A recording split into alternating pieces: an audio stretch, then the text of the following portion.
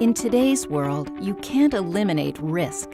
But the good news is you can surround it, and no one can help you do that quite like G4S.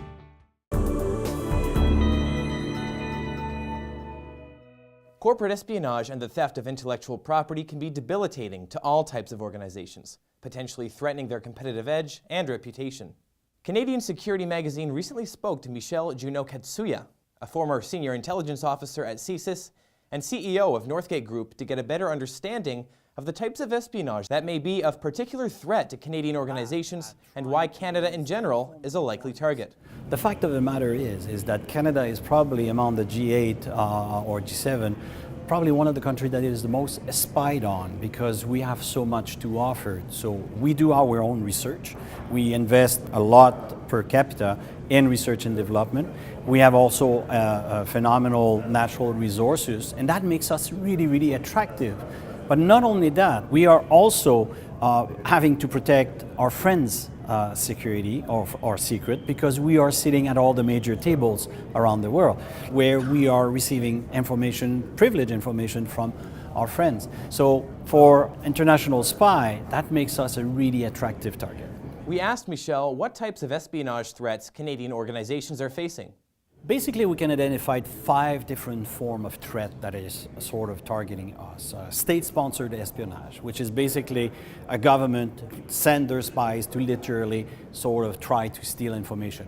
What we need to appreciate is that with the end of the Cold War, we've moved from a military confrontation to an economic confrontation. And now we've got basically all the countries in the world that are basically fighting for the same market shares, for the same major contracts, and many states are helping their private industry to sort of win. So the state-sponsored espionage. The second one will be company against company. Lots of company has a budget dedicated to spy activities, literally steal information, strategic information that will give them the competitive advantage. A third group is the organized crime. Organized crime has discovered that there is a lot of money to be made with information, from ransomware to literally stealing intellectual property. Organized crime is involved. A fourth one is activists. Activists will not necessarily want to steal your information, but they will get in and try to sort of compromise your security, compromise you in order to sort of damage your reputation or damage your activities. At the end of the day, same result.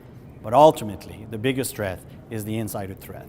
Insider threat, that is people working for you as a contractor or a full-time employees. Sometimes not necessarily with malicious intention. Sometimes it can be just a question of naivety or lack of training. But at the end, again, they have privileged access, privileged information. Matter of fact, when we studied the spy cases, we realized that about 85% of all spy cases that we've worked on were actually facilitated by somebody who had legitimate access to the information. So the wolf is in the barn.